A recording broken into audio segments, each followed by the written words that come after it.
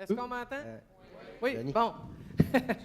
Question d'enfoncer un petit peu plus le clou sur la question des champs électromagnétiques. Et avant de poursuivre avec le troisième invité, si vous voulez bien, nous allons visionner un extrait d'une émission de mise à jour qui a été enregistrée le 4 mars dernier. Le film, il dure à peu près 6 minutes 47. Et vous allez y retrouver le professeur de toxicologie, Paul Héroux, directeur du programme de santé au travail à la faculté de médecine de l'Université McGill. Il mène, ce professeur-là, 5 projets de recherche présentement sur les effets électromagnétiques sur la santé. Et ce monsieur-là, il a travaillé pendant des années dans les laboratoires d'Hydro-Québec. Et quand il a vu qu'Hydro-Québec n'admettait pas les conclusions que lui apportait avec le fruit de ses recherches, il a décidé de s'en aller travailler dans un laboratoire indépendant, dans une université, puis avoir une chaire universitaire. OK? Alors, il mène donc ses projets depuis plusieurs années. Et tout de suite, on va vous passer le film. Vous allez voir que c'est assez édifiant. Je suis absolument contre. Pourquoi? Oh, je ne vais pas rentrer dans le détail, mais c'est vraiment pas bon. Vous savez, c'est comme l'électromagnétique et tellement de choses. Les gens ne voient pas, c'est invisible. Parce qu'on ne le voit pas, on a l'impression que ça fait pas mal, mais... Exactement.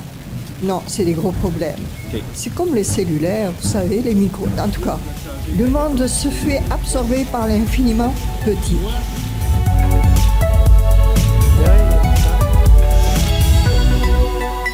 Je suis maintenant avec Paul Héroux, qui est directeur du programme de santé au travail à l'Université McGill. Bonjour, M. Héroux. Bonjour. Merci d'être venu de Montréal pour nous.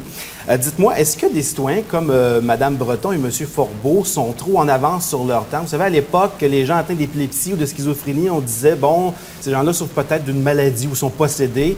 Est-ce qu'ils sont trop en avance sur leur temps par rapport à ce phénomène-là d'électrosensibilité?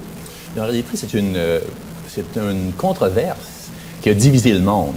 En Union soviétique, on a déterminé qu'il y avait des effets de ces ondes-là sur le système nerveux et on a adopté des normes qui étaient en gros 100 fois plus faibles qu'ici.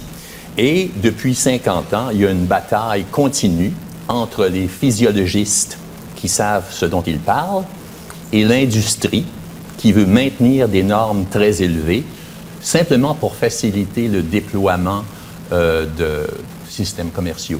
Donc, vous faites valoir à la base, il y a un problème de norme. Hein? La norme canadienne ne serait pas adéquate. Mais vous reconnaissez, vous, en tant que spécialiste de la question, qu'il y a un problème de santé relié à ces ondes électromagnétiques-là? Absolument. L'Agence internationale de recherche sur le cancer, en 2001, a reconnu qu'il y avait une connexion entre l'exposition aux champs magnétiques de basse fréquence et la leucémie chez l'enfant. Et cette connexion persiste, a été confirmée depuis. Okay. En 2011, l'Agence internationale de recherche sur le cancer nous dit qu'il y a une connexion entre l'exposition à long terme à des ondes cellulaires et le cancer, particulièrement le cancer du cerveau. Donc, tout le spectre électromagnétique, apparemment, est impliqué. Ça devrait allumer beaucoup d'alarmes, mais l'industrie se réfugie dans l'ignorance, dans la négation. Quand vous voyez des entrevues comme a fait l'INSPQ en début d'émission, Hydro-Québec, vous réagissez comment? Bien, du point de vue de l'INSPQ, je crois qu'ils sont simplement en retard sur la science. Et, c'est pas rien, là, ce que vous dites. Oui, je pense qu'ils sont en retard. OK, d'accord. Hydro-Québec, je les vois un peu plus comme une victime parce que, effectivement, ils utilisent des méthodes qui sont légales pour réaliser des fonctions je dirais, qui sont désirables pour le réseau. C'est-à-dire qu'ils correspondent tout à fait à la norme de Santé Canada. Oui, ils sont dans les règles. Oui, mais la norme de Santé Canada est basée sur des idées qui sont fausses. OK. Qu'est-ce qui vous permet d'affirmer ça? Parce qu'ils sont basés essentiellement sur une norme thermique qui a été déterminée vers 1960 par Hermann Schwann, un Américain qui est un ancien nazi. Et à cette époque-là, on voulait avoir des normes élevées parce que les militaires dépendaient de cette technologie-là.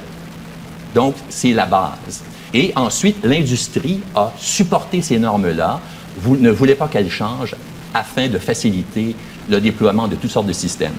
Mais il y a pourtant des milliers d'études, là, monsieur de l'INSPQ l'a dit, qui existent, qui prouvent qu'il n'y a pas de corrélation directement. Même l'OMS dit qu'il y a des symptômes, oui, mais on n'est pas capable de faire le lien entre les deux.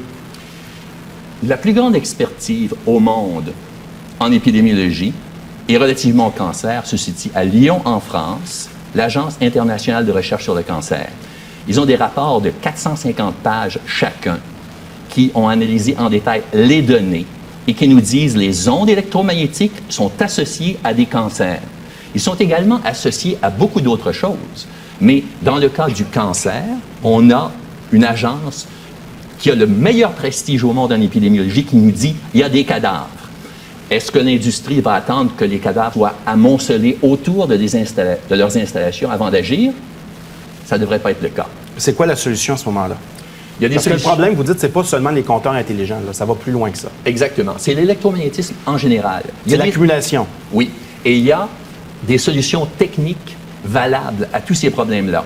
Par exemple, pour le réseau de distribution électrique, on devrait avoir un réseau qui est en courant continu.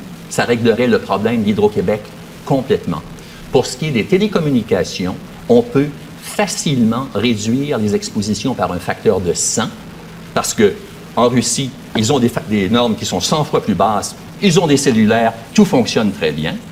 Avec des modifications techniques, on pourrait réduire par 1000 et avec d'autres modifications techniques, on pourrait facilement réduire par 10 000. Donc, on peut avoir tout ce qu'on veut, mais il faut être raisonnable en exposant la population et arrêter de se cacher derrière une norme thermique. Bien, j'ai l'impression que c'est une guerre de chiffres parce qu'on peut bien faire dire ce qu'on veut aux chiffres. Et vous aussi, dans le fond, qui dit vrai? Est-ce que vous n'avez pas peur de passer pour un hurluberlu ou quelqu'un qui croit à la théorie du complot aussi? La plupart des gens qui donnent leur avis sur cette question-là n'ont jamais fait un essai sur ces champs-là. J'ai fait des essais pendant 6 ans sur les basses fréquences. Les effets sont clairs, évidents et effrayants pour le cancer, pour le diabète. Pour ce qui est des radiofréquences, je suis en train de faire des essais et mes essais confirment que le code de sécurité 6 est dans l'erreur. Donc, il y a un problème majeur actuellement avec les normes canadiennes. Il faut les revoir, mais il y a beaucoup de lobby qui se fait. C'est ça la différence. Il y a énormément de lobby et les gens qui édictent ces normes-là, en fait, ils reprennent des informations qui ont été influencées lourdement par un passé qui était dirigé vers la technologie et l'installation de nouvelles capacités électromagnétiques. Monsieur Héroux, merci beaucoup. C'est tout le temps qu'on a pour l'émission. Je vous donne rendez-vous demain pour une autre émission de Mise à jour. Ne manquez pas Mise à jour demain, 19h. On parle de mobilité durable. Au revoir.